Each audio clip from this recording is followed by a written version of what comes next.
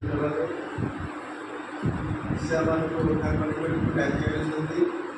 सुजोग देते निकट पहुँचा बहुत आम अनेक थर सुजोग पाई शरीर को स्थान दे ईश्वर को निकट पहुँचा कष्ट होता है जहाँ प्रभु उपस्थिति आम जीवन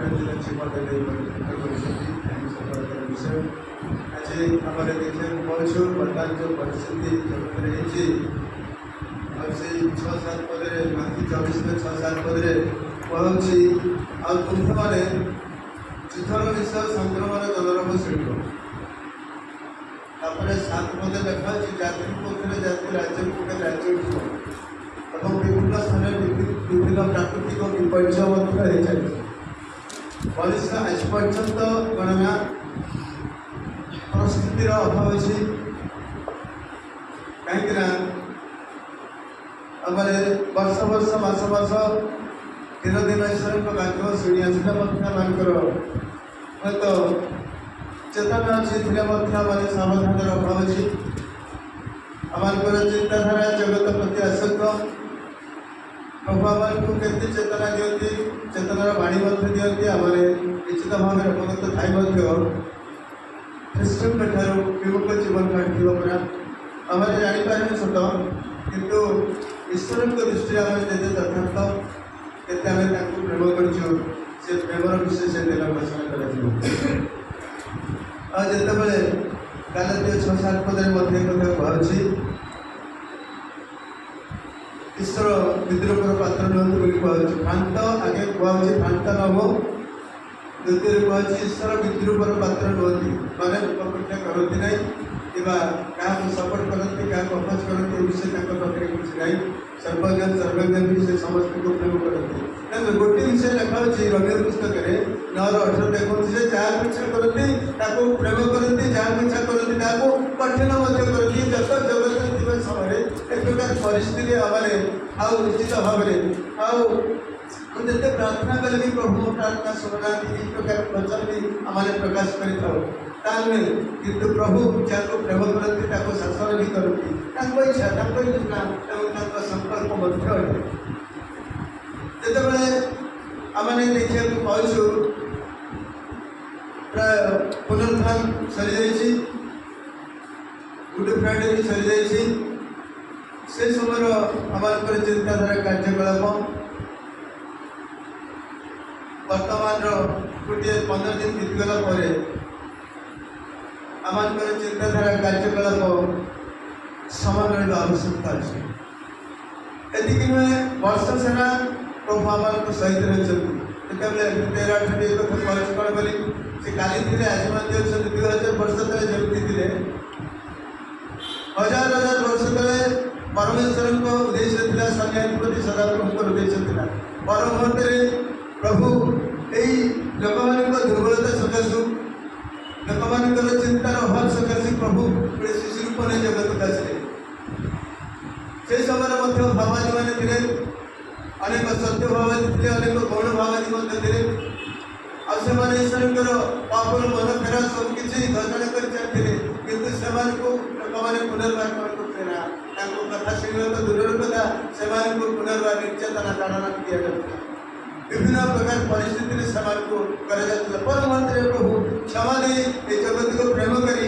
कौन करे जगत को प्रभु आसते आम समस्त अवगत छू ये तो कहते आज चिंताधारा आज जिते आपण मैंने से जौन पुस्तक को खोली पारे जिस जिते पुनरुत्थान रिजरेक्शन तार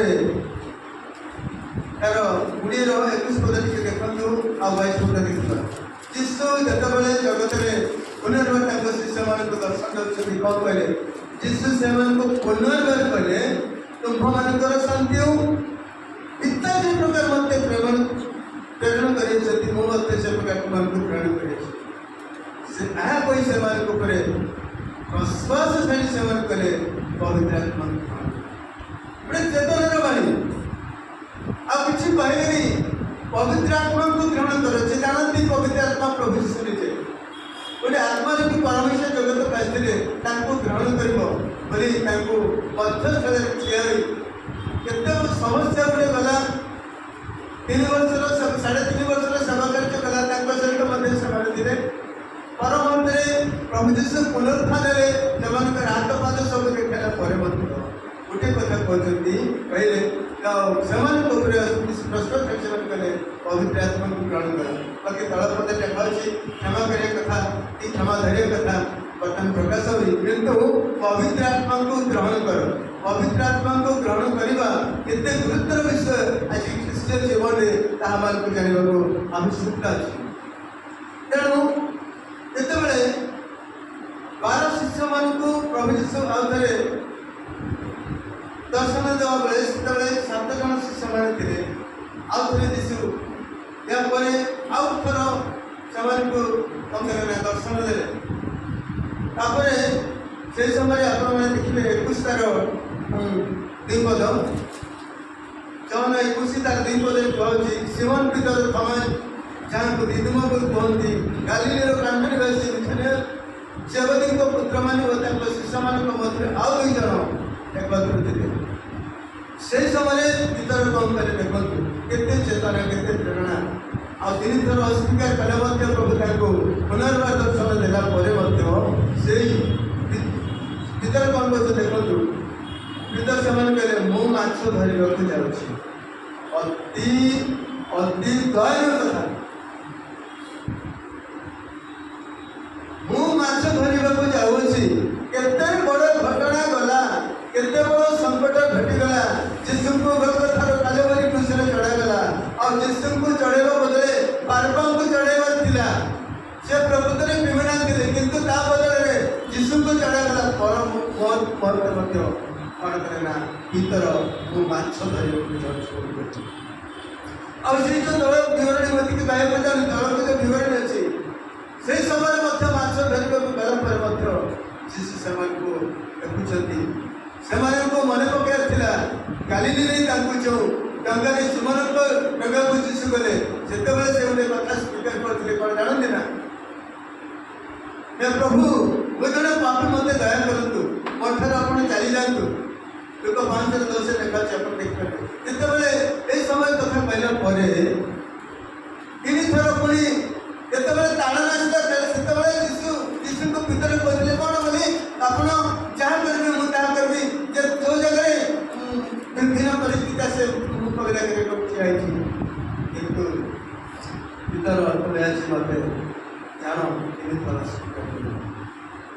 ପରମନ୍ତରେ ତାଳନ ଆସିବା ସମୟରେ ଅନେକ ସତରେ ଇଏ ମଧ୍ୟ ଯୀଶୁଙ୍କ ସାଙ୍ଗରେ ଥିବା ସମୟରେ ସେ କହିଲେ କ'ଣ, ମୁଁ ଯୀଶୁକୁ ଜାଣେ। ମୋର ପ୍ରିୟମାନେ, ଆଜି କହିବାର ଉଦ୍ଦେଶ୍ୟ ଅଛି, ଆଜି ଯୀଶୁଙ୍କୁ ଆମେ ପ୍ରକୃତ ଜାଣିଛୁ। ଯୀଶୁ ଗୋଟେ କଥା କହିଲେ, ପବିତ୍ର ଆତ୍ମାକୁ ଗ୍ରହଣ କର। ଆମମାନଙ୍କର ବ୍ୟକ୍ତିଗତ ଜୀବନରେ ଆମକୁ ପଚାରିବାକୁ ପଡ଼ିବ, ପ୍ରକୃତରେ ମୁଁ ଯୀଶୁକୁ ଜାଣିଛି। ଯିଏ ବି ଆମକୁ ପଚାରେ, ଆପଣ ଯୀଶୁଙ୍କୁ ଜାଣିଛନ୍ତି, ମୋତେ ପଚାରିବେ ଯୀଶୁଙ୍କୁ ଜାଣିଛନ୍ତି, ସେତେବେଳେ ଆମେ କ'ଣ କରିପାରିବା? ମୁଁ ତ ଆରମ୍ଭ କରିଛି। ଦେଖନ୍ତୁ, ଆଜି ଯୀଶୁଙ୍କୁ ଜାଣିବା ବ୍ୟକ୍ତିଙ୍କର ଚିନ୍ତାଧାରା, କାର୍ଯ୍ୟକଳାପ ସମ୍ପୂର୍ଣ୍ଣ ଭିନ୍ନ। ଏଥିପାଇଁ ଆମକୁ ଯଦି କିଏ କ୍ୱେଶ୍ଚନ୍ କରିଦିଅନ୍ତି, ପ୍ରକୃତରେ ତମେ ଯୀଶୁଙ୍କୁ ଜାଣିଛ, ଆମ ପାଖରେ ଉତ୍ତର କ'ଣ ଅଛି? ହଁ କରିବା ନା ନାହିଁ କରିବା, ସିଦ୍ଧାନ୍ତ। ଏଭଳି ବ୍ୟକ୍ତି ଯେ ପ୍ରଭୁ ଯୀଶୁଙ୍କ ସହିତ ଥିଲେ, ସେ ସବୁ ଘଟଣାର ବିବରଣୀରେ ସେ ଇନଭଲ୍ଭ ଅଛନ୍ତି, କିନ୍ତୁ ସେ କହିଲେ ଶେଷ ମୁହୂର୍ତ୍ତରେ, ମୁଁ ମାଛ ଧରିବାକୁ ଯାଉଛି। ଆମେ ବି ମାଛ ଧରିବାକୁ ଯାଉଛୁ ତ? ପ୍ରଭୁଙ୍କୁ ଜାଣିଲା ପରେ ଆଉ ଥରେ ଆମେ ମାଛ ଧରିବାକୁ ଯାଉଛୁ ନା ଈଶ୍ୱରଙ୍କର ନିକଟବର୍ତ୍ତୀ ହେବାକୁ ଯାଉଛୁ? ଆଉ ଶେଷରେ ଆଉ ଥରେ ଯୀଶୁ ତାଙ୍କୁ ଦର୍ଶନ କଲା ପରେ ସେ ବୁଲାଇଲେ ଚତୁର୍ଥର ଏଠି ଯୀଶୁ ଚତୁର୍ଥ ଥର ମଧ୍ୟ ପଚାରିଲେ, ସେମାନଙ୍କୁ କହିଲେ, ଆଉ ଏ ଜଣଙ୍କ ପୁତ୍ର ସିମୋନ, ତୁମେ କ'ଣ ମୋତେ ଏମାନଙ୍କ ଠାରୁ ଅଧିକ ପ୍ରେମ କରୁଛ? ସେତେବେଳେ ହଁ ପ୍ରଭୁ ମୁଁ ଆପଣଙ୍କୁ ପ୍ରେମ କରେ ସେ ଗୋଟେ କଥା କହିଲେ ମୋର ବେଶମାନଙ୍କୁ ଜଣାଅ। ତାପରେ ଆଉ ଥରେ ସେ ପୁନର୍ବାର ଥର ପଚାରିଲେ ହେ ଜନଙ୍କ ପୁତ୍ର ସିମୋନ ତୁମେ କ'ଣ ମୋତେ ପ୍ରେମ କରୁଛ? ସେ ତାଙ୍କରେ ହଁ ପ୍ରଭୁ ମୁଁ ଯେ ଆପଣଙ୍କୁ ସ୍ନେହ କରୁଛି ତା ଆପଣ ଜାଣନ୍ତି। ସେ ଦ୍ୱିତୀୟ ଥର କ'ଣ କହିଲେ ମୋର ବେଶମାନଙ୍କୁ ପ୍ରତିପାଳନ। ତାପରେ ଆଉ ଥରେ ଯୀଶୁ ପିତରଙ୍କୁ ପଚାରିଲେ ହେ ଜନଙ୍କ ପୁତ୍ର ସିମୋନ ତୁମେ କ'ଣ ମୋତେ ସ୍ନେହ କରୁଛ? ତୁମେ କ'ଣ ମୋତେ ସ୍ନେହ କରୁଛ? ଏହା କହିছে ତୃତୀୟ ଥର ପିତରଙ୍କୁ ପଚାରି ହେଉଛି ଦୁଃଖିତ ହୋଇ ତାଙ୍କରେ ପ୍ରଭୁ ଆପଣଙ୍କ ସମସ୍ତ ବିଷୟ ଜାଣନ୍ତି କି ପ୍ରତିପାଳନ କରନ୍ତୁ ଜାଣିଛି ବୋଲି କହିଲେ। ମୋର ପ୍ରିୟମାନେ ପ୍ରଭୁ ଆମମାନଙ୍କୁ କେତେ ପ୍ରେମ କରନ୍ତି, ପିତରଙ୍କୁ ପ୍ରେମ କରୁଥିଲେ ବୋଲି ବାର ବାର ତାଙ୍କୁ ପଚାରୁଥିଲେ ତୁମେ ପ୍ରକୃତରେ ମୋତେ ପ୍ରେମ କରୁଛି ବୋଲି। ଆଜି ଯଦି ଆମେ ନିଶ୍ଚୟ ଭାବରେ ପ୍ରଭୁଙ୍କୁ ଜାଣିଛୁ ତାହେଲେ ଫିଲିପିୟ 2:5 ଲେଖା ଅଛି ଖ୍ରୀଷ୍ଟ ଯୀଶୁଙ୍କର ଗୋଟେ ମନ ଯେଉଁ ଟାଇପ୍ ଥିଲା ଅନ୍ତତଃ ପକ୍ଷେ ଆମମାନଙ୍କର ସେଇ ଟାଇପ୍ର ଆବଶ୍ୟକତା ଅଛି।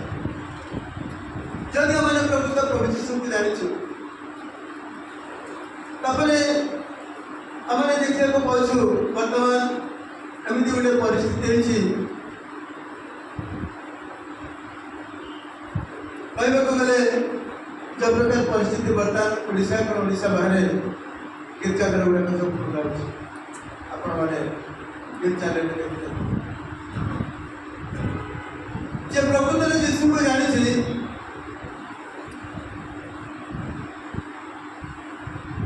ସେ ତାଙ୍କର ଶିଷ୍ୟ ହେବେ। ଯଦି ଆମେ କେବଳ ନାମଧାରୀ ଭାବରେ ପ୍ରଭୁଙ୍କୁ ଜାଣିଛୁ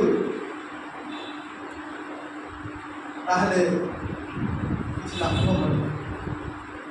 ଦୁଃଖର ବିଷୟ ଭିତରକୁ ଯେମିତି ପ୍ରଭୁ ଯୀଶୁ 3 ଥର ପଚାରିଲେ ଆମକୁ ମଧ୍ୟ ଦିନେ ପଚାରିବାକୁ ପ୍ରକୃତରେ ମଧ୍ୟ ପ୍ରେମ କରିଥିଲା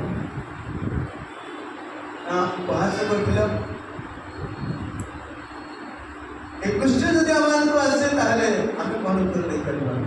ଆମ ପାଖରେ ଉତ୍ତର ରଖିବା ଆବଶ୍ୟକ ଅଛି। ତେଣୁ ମୋର ପ୍ରିୟମାନେ ଆମେ ଗୋଟେ ଅଂଶ ଭାବରେ ପଢ଼ିଛୁ ତାର ପ୍ରେରିତ 10:30 ଏବଂ 21। ଏଠି ଆମେ ଯେତେବେଳେ ଦେଖୁଛୁ ଗୋଟେ କନ୍ୟାଙ୍କ ଜୀବନ ଗୋଟେ ଘଟଣା, ସେ ବ୍ୟକ୍ତି ଜଣେ ସମ୍ଭ୍ରାନ୍ତ ବ୍ୟକ୍ତି ଥିଲେ କିନ୍ତୁ ଈଶ୍ୱରଙ୍କର ବାର୍ତ୍ତା ଶୁଣିଥିଲେ ଯେ ଜଣେ ପ୍ରାଣକର୍ତ୍ତା ଜଗତକୁ ଆସିଥିଲେ, ସେ ଆମମାନଙ୍କୁ ମୁକ୍ତି ଦେଲେ, ପ୍ରେରଣା ଦେଲେ, ସବୁ କିଛି ଦେଲେ। ତାଙ୍କ ସହ ପରିବାର କ'ଣ ନା ପ୍ରଭୁଙ୍କୁ ବିଶ୍ୱାସ କଲେ। ଖାଲି ସୀମିତ ମଧ୍ୟରେ ନଥିଲେ ଆଉ ତାଙ୍କର ବିଶ୍ୱାସ ସଫଳତାର ବିଶ୍ୱାସ ଥିଲା। କାହିଁକି ନା ଏଠି କହୁଛି କନ୍ୟାରେ କହିଲେ ସେ ନିଜର ସାକ୍ଷ୍ୟ ପ୍ରମାଣ କଲେ। ଯେତେବେଳେ 3 ଥର ସେ ସମୟରେ ଜଣଙ୍କ ପାଖରେ ପବିତ୍ର ଆତ୍ମା ଅବତୀର୍ଣ୍ଣ କରୁଥିଲା, ସମସ୍ତେ ଯେ ପବିତ୍ର ଆତ୍ମା ପାଆନ୍ତି ତାହାକୁ। ଆଉ ଯେତେବେଳେ ପବିତ୍ର ଆତ୍ମା ତାଙ୍କୁ ଅବତୀର୍ଣ୍ଣ କଲା ପରେ ଯେତେବେଳେ ଆଉ ସେ ତାଙ୍କୁ ସାକ୍ଷ୍ୟ ପ୍ରମାଣିତ କରିବା ପାଇଁ ଭିତରକୁ ଡାକିବା ପାଇଁ ସେ 10 ବର୍ଷ କହିଲେ କନ୍ୟାରେ କହିଲେ 4 ଦିନ ପୂର୍ବେ ଠିକ୍ এই সময় ମୁଁ ଆପଣଙ୍କ ଗୃହରେ ଅପରାହ୍ନ 3 ଘଣ୍ଟା ସମୟରେ ପ୍ରାର୍ଥନା କରୁଥିଲି। এই 3 ଘଣ୍ଟା ସମୟ ଅନେକ ବିବରଣ ଅଛି।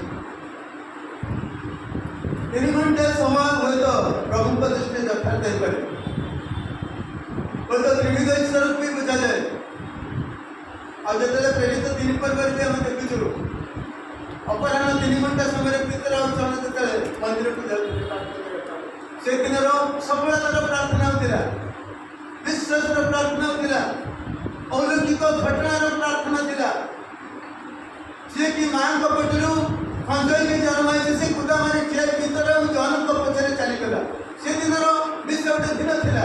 ଆଜି ଆମମାନଙ୍କୁ ମଧ୍ୟ ପ୍ରଭୁ ନିରୂପିତ ଭାବରେ କାଳପାତ୍ର ସମୟରେ ତାଙ୍କ ନିକଟବର୍ତ୍ତୀ ହେବା ପାଇଁ ପ୍ରଭୁ କ'ଣ କରିଛନ୍ତି ଆପଣ ସୁଯୋଗ ଦିଅନ୍ତି। ଆମେ ସେ ସୁଯୋଗକୁ ଅପବ୍ୟବହାର କରୁଛୁ। ହେଲେ ଆମେ ଦେଖିଲେ ଯେତେ ମାତ୍ର ତାର 24 ପର୍ବରେ ଏମିତି ଗୋଟେ ସମୟ ଆସିବ ଆମେ ଅନୁଭବ ମଧ୍ୟ କରିଥିବା ନିଶ୍ଚିତ ଭାବରେ। ଏବଂ ଆମମାନଙ୍କର ଯେଉଁମାନେ ଗତ ବୟସ୍କ ହେଲେଣି ବା ଆମର ପରିଣତ ବୟସକୁ ଚାଲିଗଲେଣି, ସେମାନେ ନିଶ୍ଚିତ ଭାବରେ ଅନୁତାପ କରୁଥିବେ। ଅନେକଙ୍କ ବିଷୟ ଅନୁଭବ କରିଛି ଏବଂ ସେମାନଙ୍କ ସହିତ ଆଦାନ ପ୍ରଦାନ ବା କଥାବାର୍ତ୍ତା ହେଇଛି ବୋଲି ସେମାନଙ୍କୁ ବାରବାର ଏଜେଣ୍ଟ ବ୍ୟକ୍ତିମାନଙ୍କୁ ମୋତେ ବହୁତ ଭଲ ଲାଗେ। କାହିଁକିନା ଯେତେବେଳେ ସମୟ ଥାଏ সেই ସମୟରେ କ'ଣ ନା ଅନେକ ପ୍ରତିବନ୍ଧର କାରଣ ଆସେ। ସେତେବେଳେ କ'ଣ ମନୁଷ୍ୟ ଈଶ୍ୱରଙ୍କ ନିକଟବର୍ତ୍ତୀ ଆମ ବହୁତ କଷ୍ଟ ହେଇଥାଏ।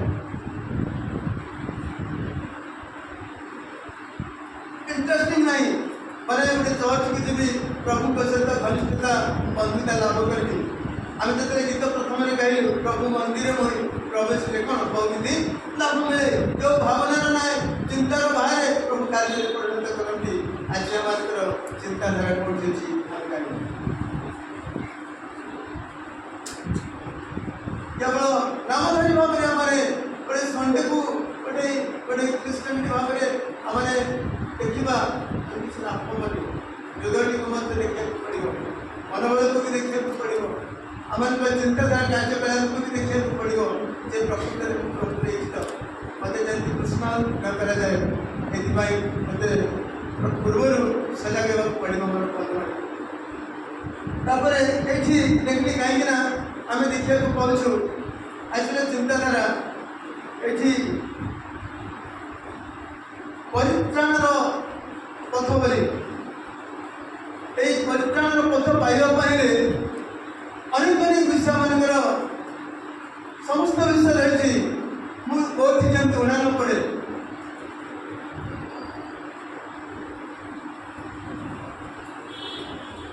କାହିଁକିନା ଏଠି ଲୁକ ତାର 13:23 ବିଷୟରେ ବି କହୁଛି। ଶିଷ୍ୟମାନଙ୍କ ମଧ୍ୟରୁ ଜଣେ ତାକୁ ପଚାରିଲେ ହେ ପ୍ରଭୁ ପରିତ୍ରାଣ ପାଇବେ କ'ଣ ସଂକ୍ଷେପଣ ଅଳ୍ପ। ଯୀଶୁ ସେ କଥା କହି ସେ ପ୍ରସଙ୍ଗରେ ସେମାନେ କହିଲେ ଅନେକ ଚେଷ୍ଟା କରିବେ ମାତ୍ର ପ୍ରବେଶ କରିପାରିବେ। ପର୍ଟିକୁଲାର ଭାବରେ କାହାକୁ କହୁଛନ୍ତି ଆମେ ନିଶ୍ଚିତ ଭାବରେ ବୁଝିଦେବା ଦରକାର। ମୁଁ ଯଦି ହୃଦୟରେ ସ୍ଥାନ ଦେଇଛି ମୁଁ ପରିତ୍ରାଣ ପାଇବି।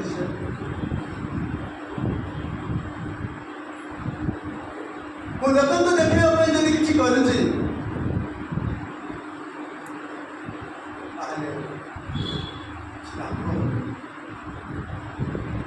ତାହେଲେ ମୋର ପ୍ରିୟମାନେ ଆଜି ଆମେ ଦେଖିବାକୁ ପାଉଛୁ ତାଙ୍କର ଦୁଇଟି ବିଷୟ ଥିଲା। କର୍ଣ୍ଣେଲିୟଙ୍କ ଜୀବନ ଗୋଟେ ହେଲା ଜ୍ଞାନ ଜୀବନ ଆଉ ଦ୍ୱିତୀୟରେ ହେଲା ପ୍ରାର୍ଥନାର ଜୀବନ। କର୍ଣ୍ଣେଲିୟଙ୍କର ଗୋଟେ ପରିତ୍ରାଣ ପଥ ସେ ପାଇଲେ। ସେ ପଥ ପାଇବା ଦ୍ୱାରା ସ୍ୱର୍ଗରୁ ତାଙ୍କୁ ଟେଲିଫୋନ ଆସିଲା ବା ସନ୍ଦେଶ ଆସିଲା ତୁମର ପ୍ରାର୍ଥନା ଶୁଣାଯାଇଛି।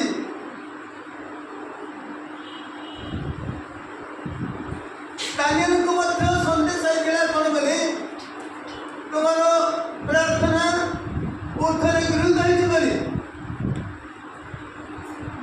ଆଜି ଆମଙ୍କର ପ୍ରାର୍ଥନା ପ୍ରଭୁ ଶୁଣୁଛନ୍ତି ତ? ଆମର ଚିନ୍ତାଧାରା ଖାଲି ପ୍ରଭୁ ଦିଅ।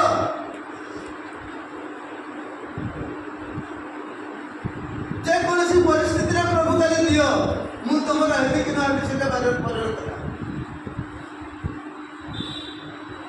ଖ୍ରୀଷ୍ଟରେ ମୋର ପ୍ରିୟ ଭାଇ ଭଉଣୀ କହୁଛ ପ୍ରଭୁ ଆମ ଠାରୁ କ'ଣ ଆଶା କରନ୍ତି ଆମେ କେବେ ଭାବୁଛି କି? ପ୍ରଭୁଙ୍କ ମାନଙ୍କର ମାଗିବା କେବେ ବନ୍ଦ ହେଇନାହିଁ। ହୁଏତ ଆମମାନଙ୍କୁ ଦେଇ ପରିତୃପ୍ତ କରିଛନ୍ତି କିନ୍ତୁ ଦିନେ ନା ଦିନେ ତାର ନିକାଶ ଆମକୁ ଦେବାକୁ ପଡ଼ିବ। ଏ କଥା ଆମମାନଙ୍କୁ ଜାଣିବାକୁ ପଡ଼ିବ। କର୍ଣ୍ଣେଲିୟ ଯେତେବେଳେ ବିଶ୍ୱାସ ହେଇଗଲେ ଦୁଇଟି ତାଙ୍କ ଜୀବନ ଥିଲା। ଗୋଟେ ହେଲା ଦାନଶୀଳ ଜୀବନ। ମୋର ପ୍ରିୟମାନେ ଯେତେବେଳେ ଦାନ କଥା କହିଲେ ତ ଅସୁବିଧାର କାରଣ ହେଇପାରେ। ଏଠି ଆମେ ଦେଖିବାକୁ ପାଉଛୁ, ଆସନ୍ତୁ ଦେଖିବା ତାର ମାତୃ 19ରେ ଲେଖା ହେଇଛି ତାର 24 ପଦରେ ଆମେ ଯଦି ଜଗତରେ ସଂଗ୍ରହ କରୁଥିବା ଈଶ୍ୱରଙ୍କ ରାଜ୍ୟ ପାଇଁ ବିନିଯୋଗ ହେଉନଥିବା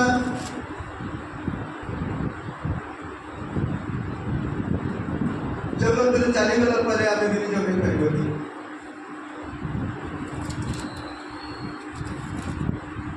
पाखे बेसी 5 सुजोग सदव्यवहार कर आम जिते प्रभु उद्देश्य अनंत जीवन खंडा किणी बोली नूतन नियम लिखाई खंडा हूँ गोटे अनंत जीवन आम कहीं कौ टाइप किणवा खंडा आत्मा को मध्य बुझा जाए सब बिक्री कर खंडा किण लिखाई और प्रिय मैंने जिते आम जगत अच्छु आम किणा पड़ो कौ टाइप मैंने किणुचु आम जापार प्रभु आमको परीक्षा कर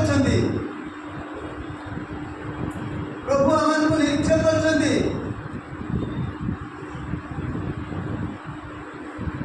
शिखर तार 13 पदर लेखा पढ़ा दरकार नहीं सुना और उत्पा जमी अग्नि परीक्षा कराए सेमती आम प्रभु आमको आशीर्वाद दे परीक्षा किंतु आशीर्वाद आम जल्दी दर्शन करूँ कर्नेलियस जीवन देखु गोटे संभ्रांत लोक व्यक्ति सी गोटे आत्मा किसी प्रभुकर आत्मा उपस्थित स्वर्ग निकटे कौन आत्मा अभिषेक आया एराउंडिंग बोले प्रभु कौन मोर प्रार्थना शुणा जाए तुम दान निकटे आम जगत अभिनोद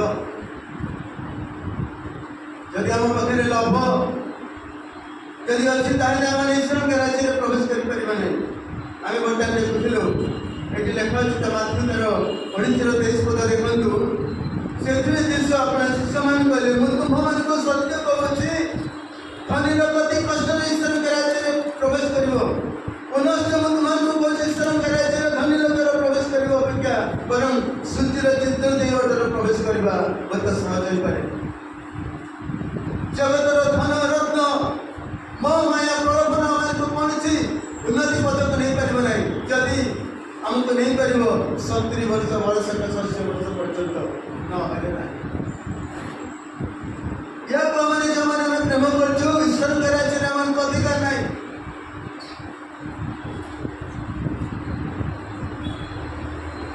आम तो दर बंद हो तो मैंने मोदी भाई कहानी बातला मैंने अनेक थर शुणु ठीक अच्छे आम शुणु वाणी द्वारा आम सचेतन से ईश्वर के राज्य में प्रवेश करके अनंत बुझाई बात चलने चाहते मोर आज सिद्धांत कौन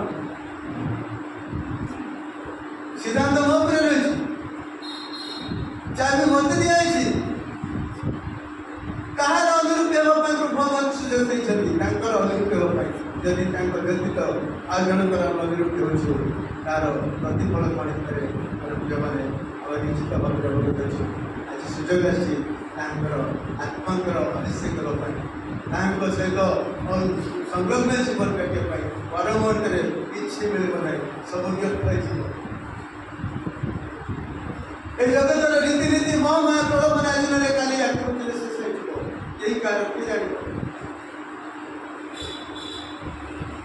अनेक समय प्रार्थना गीत माटी मनुष्य माटी बसो चिरदिन तो रही झियापणार सब एवं अंधार एमाया संसार किए कहीं क्या जान मोर प्रिय मैंने आज प्रभु का राज्य में आमको जिते कार्य कले न पड़ प्रभु आमको यही परीक्षा करमको करने पड़ो प्रभु आमको देखते आम प्रभु कौन इनभेस्ट कर जगतर चारिकांतर सीमित भितर रही जब आम इनभेस्ट कर ईश्वर के राज्य प्रतिबंधक हम प्राचीर ठिया हम कहीं आम निकट को जापारे प्रभु आम कष्ट विचार कर डाकुंट खटखट कर तार प्रकाश देवा के 3 फुट कहते द्वार भी मारी आमको द्वार खुला ताले आम तुम सहित वचन करना ईश्वर के आमको संदेश कर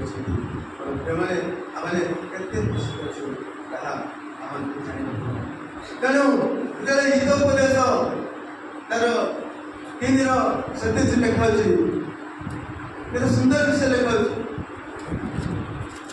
ଟିକେ ପଢି ସାହାଯ୍ୟ କରନ୍ତୁ। ଉପକାର କରିବାର ସାମର୍ଥ୍ୟ ଉପକାର କରିବାର ସାମର୍ଥ୍ୟ ଥିଲେ ଉଚିତ ଦାନ ପତ୍ରକୁ ନାସ୍ତି କର ନାହିଁ। ଏଇ ନାସ୍ତିଟା ପର ମୁହୂର୍ତ୍ତରେ ମୋତେ କିମ୍ବା ଆପଣମାନଙ୍କୁ ମିଳିବନି। ଏଇ ଖୋଜିବା ପର ମୁହୂର୍ତ୍ତରେ ଆମେ ଖୋଜିବା ସେ ମୁଁ କରିଦେଇଥିଲେ ଭଲ ହେଇଥାନ୍ତା ବୋଲି ଆଉ ସେତେବେଳେ ସମୟ କିଛି ନଥିବ ମନେ ପଡ଼ିବ। ଉପକାର ଜ୍ଞାନୀ ସାର୍ମାନେ କଥା ମାଗଣା ଲେଖନ୍ତି ପବିତ୍ର ଆତ୍ମାଙ୍କର ଉପସ୍ଥିତି ବିଷୟରେ ଲେଖନ୍ତି। ଆଜି ଆମମାନଙ୍କର ଜଗତ ପ୍ରଭୁ ଆମମାନଙ୍କୁ ନିଶ୍ଚିତ ବିନାଶ ପଥକୁ ନେଇଯିବ।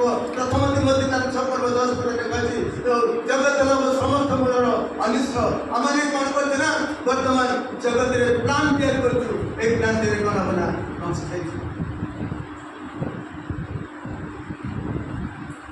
ତେଣୁ ଖ୍ରୀଷ୍ଟିୟ ଜୀବନରେ ଆମ ସଫଳତା ଜୀବନ କନ୍ୟାଙ୍କ ପରି ଜୀବନ ଯାପନ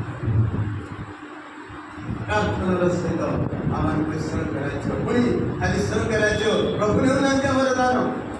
ପ୍ରଭୁ ଗ୍ରହଣ କରୁନାହାନ୍ତି ଆମମାନଙ୍କର ଦାନ। ଜଣଙ୍କ ପ୍ରତି କରିଥିବାରୁ ତୁମେ ମୋ ପ୍ରତି ହିଁ ତାହା କରିଅଛ।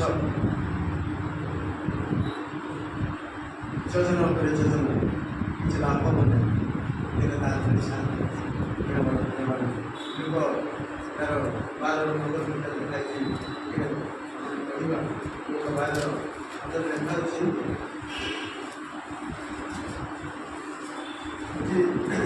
ସୁନ୍ଦର ବିଷୟ ଲେଖାଉଛି।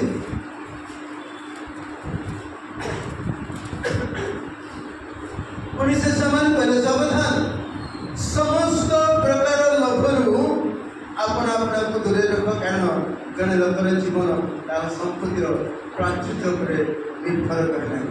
ଦେଖନ୍ତୁ ଯଦି ଲୋଭ ସମସ୍ତ ପ୍ରକାର ଲୋଭ କୋଉ ଲୋଭରେ ଆମେ ଆଜି ନିଜ ଜୀବନକୁ ସମର୍ପଣ କରିଛୁ ମୋର ପ୍ରିୟମାନେ ଦେଖନ୍ତୁ ସାଂସାରିକ ଲୋଭ ଗୋଟେ ଆସୁଛି। ତାକୁ ଅନେକ ବିଷୟ ବୁଝାଯାଏ। ସଂସାରରେ ଥିବା ସମସ୍ତ ବିଷୟ ହେଉଛି ସାଂସାରିକ ଜୀବନ। ଆଜିର ଦୁନିଆରେ ଆମେ ଦେଖିବାକୁ ପାଉଛୁ ଆଜିର ଜଗତ ପୁଅ ଝିଅମାନଙ୍କର ଯଦି ଦେଖାଯାଏ ଗୋଟେ ସୁନ୍ଦର ପୁଅ ସେ ଯଦି ମୋତେ ବାହା ହେଲାନି ତାହେଲେ ମୁଁ ସୁଇସାଇଡ୍ କରିବି। ଯଦି ସୁନ୍ଦର ଝିଅଟି ପୁଅକୁ ବାହା ହେଲାନି ତାହେଲେ ସେ ସିଦ୍ଧାନ୍ତ ନେବ ସୁଇସାଇଡ୍ କରିବି। ଇଏ ହେଉଛି ପ୍ରଲୋଭନ ବା ଲୋଭ। ମୋର ପ୍ରିୟମାନେ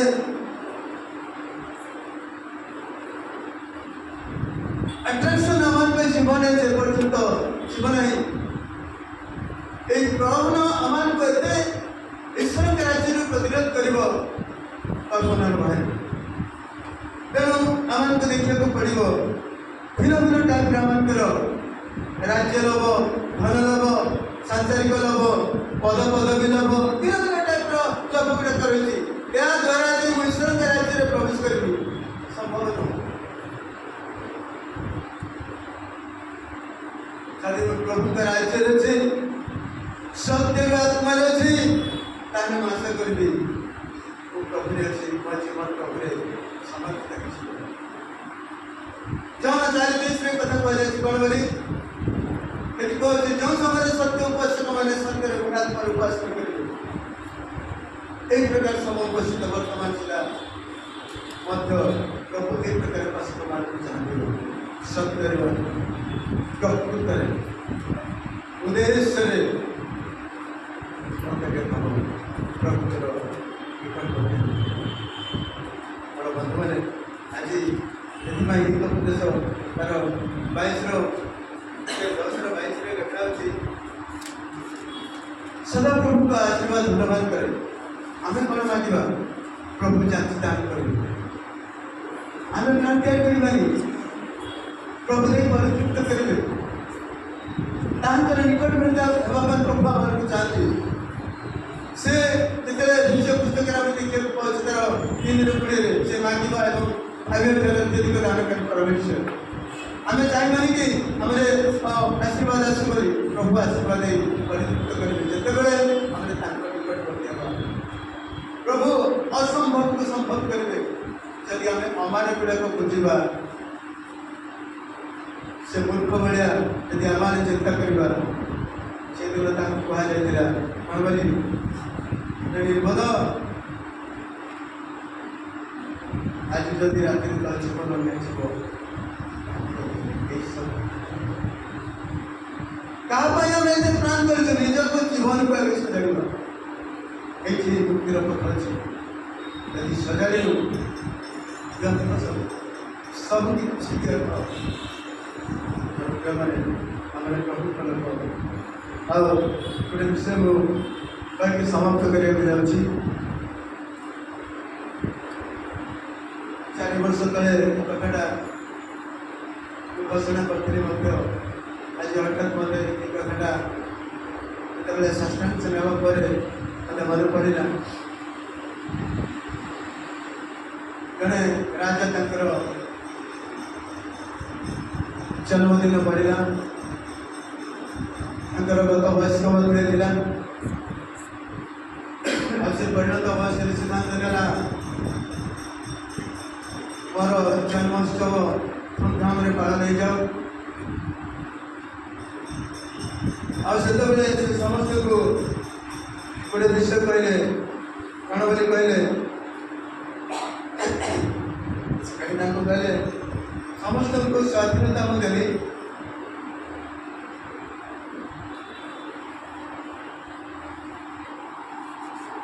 तुम मनकर जार जहाँ इच्छा ये राजवास नहीं पारे जदि आपण मैंने चाहती ताले मोर सिंहासन मत नहीं पारती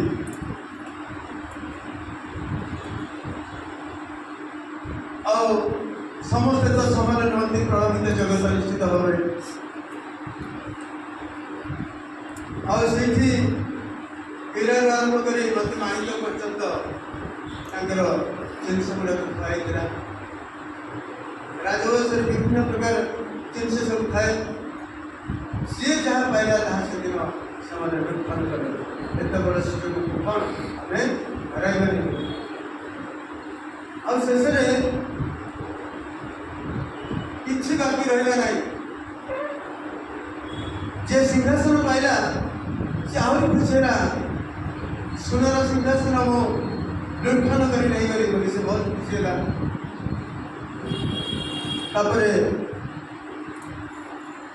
आज जड़े व्यक्ति कहले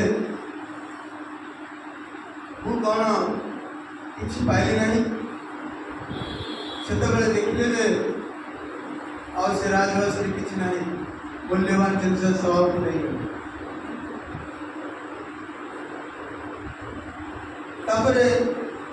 आज जड़े व्यक्ति से बसिकी खाली अनुना से चाहते से किसी लुटफान कर नहीं पारे समस्त चिंताधारा था से तो गोटे फ्रीडम करदे सिंहासन नहीं पारे से समय से भाविले व्यक्ति और जी व्यक्ति यार जन्मदिन उत्सव सरी जाइए शून्य पेट से स्थान कहीं ना सबू नहीं निज निज गृह को लुटफान कर नहीं गले जड़े व्यक्ति थे से कहले पाद तले से बस तुम ये कहीं बसिल ना प्रभु मोर कौन जहाँ जहाँ आप संपत्ति दान कले भर मोर कौन अधिकार नहीं आपण पाद तले बस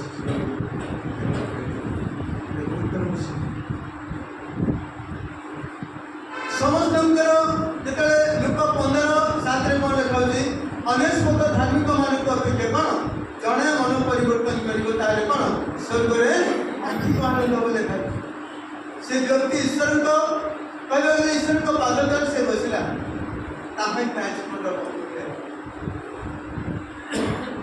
भौतिक जिनिस जागतिक जिनिस अभ्यास मतांतर आम जमी आसक्त न भल से आत्मिक विषय आसक्त पार्थिव विषय नष्ट कर संघराज्यर विषय यदि आम किसी इन्वेस्ट कर निस्वार्थ भाव जीवन काटी प्रभु पाद समर्पण ଆସିଲେ ଆମ ପାଇଁ କେତେ ସଫଳତା ଅଛି। ନିଶ୍ଚିତ ଭାବରେ ଆମେ ସ୍ୱର୍ଗର ସନ୍ତାନ ହେବା, ନରକର ସନ୍ତାନ ହେବା। ଆଉ ସେଦିନ ଯେଉଁମାନେ ଏ ପ୍ରକାର ଆଶୀର୍ବାଦ ପ୍ରାପ୍ତ ହୁଅନ୍ତି, ଆମେ ପ୍ରକାଶିତ ବାକ୍ୟ ଦେଖୁଛୁ ସେ ଦ୍ୱାଦଶଙ୍କ ମଧ୍ୟରେ ସେ ଗୋଷ୍ଠୀ ମଧ୍ୟରେ 1,44,000 ଲୋକମାନେ ମନୋନୀତ ହେଉଛନ୍ତି ସ୍ୱର୍ଗ ରାଜ୍ୟରେ ଆତ୍ମଦୀପରେ। ଆଉ ଜଣଙ୍କୁ ଏହି ଦର୍ଶନ ମିଳିଛି ଆଜି ଆମ ପାଇଁ ତାହା ଅନୁଗ୍ରହ ଭାବତ। ଖ୍ରୀଷ୍ଟୀୟ ଜୀବନରେ ଯଦି ସେ ଜଗତ ପ୍ରଲୋଭନରେ ଆଶ୍ରୟ ଦେଇଛି ସେ ପଦାର୍ଥ ସ୍ୱର୍ଗ ରାଜ୍ୟରେ ପ୍ରବେଶ କରିପାରିବ। ଯଦି ଆମେ ପ୍ରଭୁଙ୍କ ପାଦରେ ସମର୍ପିତ ଜୀବନ କାଟିଛୁ, ସୁଯୋଗ ଆସିଛି ଆମେ ପ୍ରଭୁଙ୍କ ରାଜ୍ୟରେ ନିୟୋଜିତ ହେବା, ପ୍ରଭୁଙ୍କ ରାଜ୍ୟକୁ ଉନ୍ନତ କରିବା, ପ୍ରଭୁଙ୍କ ଉଦ୍ଦେଶ୍ୟରେ ଆମେ ଡାକିବା ଆବଶ୍ୟକ ଅଛି। ଯେଉଁମାନେ ଆମେ ପ୍ରଭୁଙ୍କ ଲୋକ, ମନୋନୀତ ଲୋକ ହେବା। ଆଉ ସେଦିନ ଯେତେବେଳେ ପ୍ରଭୁ ଯୀଶୁ ଆସିବେ ଆମେ ଅପେକ୍ଷା କରୁଛୁ। ବର୍ତ୍ତମାନ ସୁଦ୍ଧା ବି ଅନେକ ଲୋକ ଆଉ ଅପେକ୍ଷାରେ ଅଛନ୍ତି। ଆମେ ଜାଣିନାହୁଁ କିଏ ସେ ପ୍ରଶ୍ନ କରିବାନି, କିଏ ସେ ଲୋକ ଅପେକ୍ଷା କରୁଛି। ଅନେକ ଅଛନ୍ତି ଦିବାରାତ୍ର ତାଙ୍କ ନିକଟରେ ପ୍ରାର୍ଥନା କରୁଛନ୍ତି, ସେ କହିପାରିବାନି, ଆମେ ଜାଣିପାରିବାନି। ପ୍ରଭୁଙ୍କ ଲୋକ ଅଛନ୍ତି, ଗୁପ୍ତ ଭାବରେ ଅଛନ୍ତି ଯେଉଁମାନେ ଆଉ ତାଙ୍କ ପାଦରେ ସମର୍ପିତ ଲୋକ। ସେଥିପାଇଁ ଗୋଟେ ଶିବନୀୟ 3:3 ଦେଖି ପଢ଼ିଲି ଗୋଟେ କଥା ଶିବନୀୟ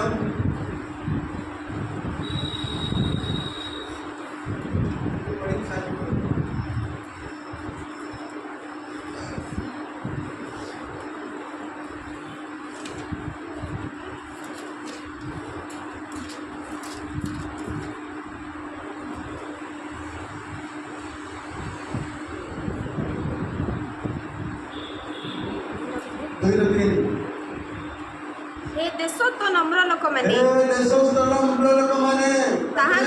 ତାହାଙ୍କର ଶାସନ ପାଳନ କରିଅଛ ଯେ ତୁମ୍ଭେ ସମସ୍ତେ ସଦାପ୍ରଭୁଙ୍କର ଅନ୍ୱେଷଣ କର। ସେ ସମସ୍ତେ ଆମେ କ'ଣ କରିବା? ପ୍ରଭୁଙ୍କ ଉଦ୍ଦେଶ୍ୟରେ ବିନିଯୋଗ ହେବା, ପ୍ରାର୍ଥନା କରିବା, ଧନ୍ୟବାଦ ଦେବା, ତାଙ୍କ ଉଦ୍ଦେଶ୍ୟରେ ବ୍ୟବହାର ହେବା। ତାପରେ ଧର୍ମର ଅନ୍ୱେଷଣ କର, ନମ୍ରତାର ଅନ୍ୱେଷଣ କର, ହୋଇପାରେ ସଦାପ୍ରଭୁଙ୍କ କ୍ରୋଧର ଦିନର। ତୃତୀୟ ବିଷୟ ହେଉଛି ତାଙ୍କର ଅନ୍ୱେଷଣ କରିବା ସହିତ ନିଜକୁ ନମ୍ର କରି ତାଙ୍କ ରାଜ୍ୟରେ ଯେଉଁମାନେ ଅପେକ୍ଷାରେ ଥାନ୍ତି ସେଦିନ ସେମାନଙ୍କୁ କ'ଣ ଗୁପ୍ତ ସ୍ଥାନରେ ରଖାଯିବ। ଗୁପ୍ତ ସ୍ଥାନ ଈଶ୍ୱରଙ୍କ ରାଜ୍ୟର ଗୁପ୍ତ ସ୍ଥାନ ଈଶ୍ୱରଙ୍କର ରାଜ୍ୟ ଅଟେ। ତେଣୁକରି ଯେଉଁମାନେ ଯଦି ଆମେ ବିଶ୍ୱାସ କରୁଛୁ ପ୍ରଭୁଙ୍କଠାରେ ସମର୍ପିତ ହେଉଛୁ, ନିଶ୍ଚିତ ଭାବରେ ପ୍ରଭୁ ଆମମାନଙ୍କୁ ସୁରକ୍ଷା ଦେବେ। କଲ୍ୟାଣଙ୍କ ପରି ଜୀବନ ଆମମାନଙ୍କର ହେବ, ସେ ପ୍ରାର୍ଥନାଶୀଳ ଜୀବନ ହେବ, ସତ୍ୟରେ ଜୀବନ ହେବ, ବାସ୍ତବତାର ଜୀବନ ହେବ। ପ୍ରଭୁ ଆମମାନଙ୍କର ମଧ୍ୟ ପ୍ରାର୍ଥନା ଅପେକ୍ଷା କରିଛନ୍ତି। ପ୍ରଭୁ ସମସ୍ତଙ୍କୁ ଆମମାନଙ୍କୁ ଆଶୀର୍ବାଦ କରନ୍ତୁ। ଗୋଟେ